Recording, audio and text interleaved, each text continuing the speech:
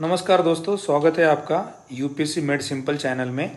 और अब हम दूसरे वीडियो में हैं सीसेट के राइट अप्रोच सीरीज की रीडिंग कॉम्प्रहेंशन के रिगार्डिंग, यानी कि उतारो जो पैसेज दिए होते हैं उनके बारे में हम देख रहे हैं और उसका दूसरा वीडियो है। और आज का टॉपिक है most logical corollary type of questions. तो what is meaning by most corollary logical corollary? इसका मतलब होता है कि एक प्रैक्टिकल इन्फरेंस जो निकलता है वो होता है, या फिर practical consequence that follows naturally, right. और समटाइम्स ये होता है सब थीसिस होता है, सब पार्ट होता है किसी मेन आइडिया का, उसको बोलते हैं मोस्ट लॉजिकल करोलरी। एक सिंपल एग्जांपल देखेंगे कि practical consequence that follows naturally का मतलब होता है अगर लोकसभा में नो कॉन्फिडेंस मोशन अगर पास हो गया तो इसका प्रैक्टिकल कॉन्सिक्वेंस क्या है? Government will resign, right. तो इसी को बोलते हैं मोस्ट लॉजिकल करोलरी। तो आज हम देखेंगे 2018 का क्वेश्चन नंबर 8। तो क्वेश्चन है which of the following is the most logical corollary to the above passage. तो हम अब पैसेज पढ़ेंगे।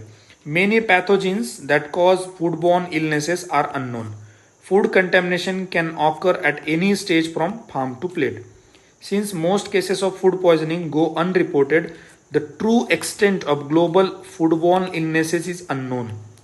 मतलब ये कहाँ तक है ये समझ में नहीं आ रहा है। Improvements in international monitoring have led to greater public awareness yet the rapid globalization of food production increases consumers' vulnerability by making food harder to regulate and trace. We have the world on our plate says the official of WHO। अब देखेंगे क्या होता है इसका practical consequence. With more options for food come more risk can be possible answer. Food processing is the source of all foodborne illnesses. Food processing के बारे में बात ही नहीं किया है, उसने बात किया है food contamination, right. Food processing के बारे में बात नहीं किया है, जनरल बात किया है। We should depend on locally produce food only. Locally food के बारे में ये बात नहीं किया है। Globalisation of food production should be curtailed. वैसे तो कुछ बोला नहीं है, सिर्फ ग्लोबलाइजेशन वर्ड दिया है।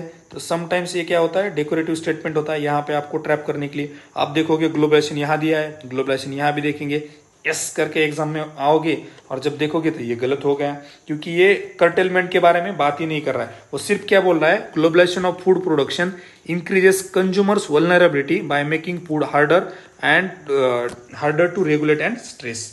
तो इसका सही आंसर होता है ये, with more options like globalisation for food come more risk consumers vulnerability, right. So answer is A. So हम दूसरा देखेंगे अभी 2019 का है। क्वेश्चन नंबर है 22।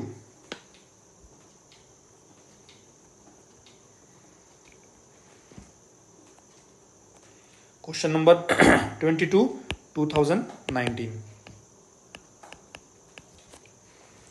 Which of the following is the most logical and rational corollary to the above passage? तो हम passage पढ़ेंगे।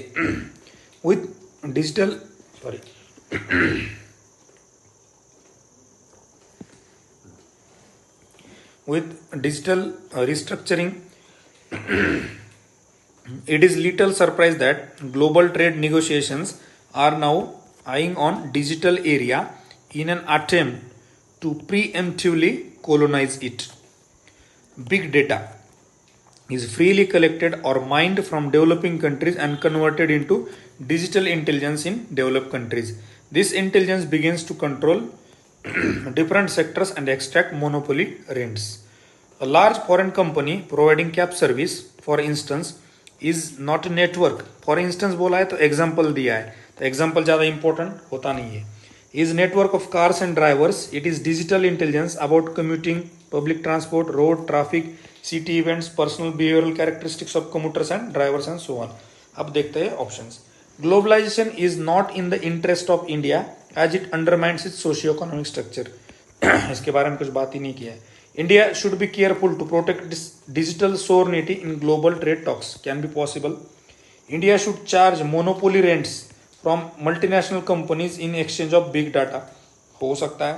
The loss of big data from India is proportional to the degree of value. इसके बारे में कुछ बात ही नहीं किया, कितना proportional है और क्या है। और मैंने एक चीज़ आपको बोली थी कि जब भी आप थोड़ा निगेटिव काइंड ऑफ एटीट्यूड देखेंगे तो वो ज्यादातर रॉन्ग होता है। ये क्या है, India should charge monopoly rents. Monopoly word itself is negative, और आप मोनोपोली रेंट लगा रहे हो मतलब ये निगेटिव टोन है, तो ज्यादातर ये गलती होता है। तो answer is B, India should be careful to protect its digital sovereignty in global trade talks. अब देखेंगे जो पहला ओपनिंग वाला स्टेटमेंट था वही देखेंगे। With digital phenomena restructuring most social sectors, it is little surprise that global trade negotiations are now eyeing on digital area in an attempt to preemptively colonise it. Colonisation आ गया तो उसके साथ कौन सा वर्ड आ सकता है, पॉसिबली सोवरेनिटी होता है। अगर आप कोलोनाइज करोगे तो उनका सोवरेनिटी चला जाएगा। दूसरी बात ग्लोबल ट्रेड निगोशिएशंस, और ये बात कर रहा है in global trade negotiations, that's why answer is B. तो ये दोनों में फर्स्ट सेंटेंस में जो दो चीजें बात की है, ग्लोबल ट्रेड और कोलोनाइजेशन, तो ये सही में बैठता है, इसलिए आंसर है बी। हम देखेंगे अब क्वेश्चन 2019 का ही है, क्वेश्चन नंबर 24, उसके बाजू का ही है। What is the most logical and rational corollary to the above passage? The rural poor across the world, including India, have contributed little to human-induced climate change. Yet, अभी यहाँ पे main start होगा. They are on the front line in coping with its effects. Farmers can no longer rely on historical averages for rainfall and temperature, and more frequent and extreme weather events such as droughts and floods can spell disaster.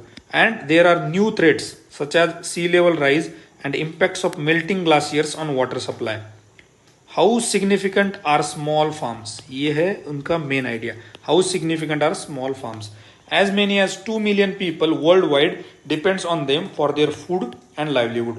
Small holder farmers in India produce 41% of the country's food grains and other food items that contribute to local and national food security. अब हम option देखेंगे। Supporting small farmer is an important part of any agenda regarding environmentally sustainable development. कुछ लोग बोलेंगे ये नहीं, तो ये गलत हो सकता है, ऐसा लोग बोलेंगे, लेकिन ये गलत नहीं है। Poor countries have little role to play in the mitigation of global warming. ऐसा तो बोला नहीं है poor countries के बारे में। Yet they are on a front line in coping with its effects. तो ये बिल्कुल गलत है, काउंटर कर रहा है इसको, राइट। उसके बाद due to large number of farmer households India will not have food security problem in the foreseeable future.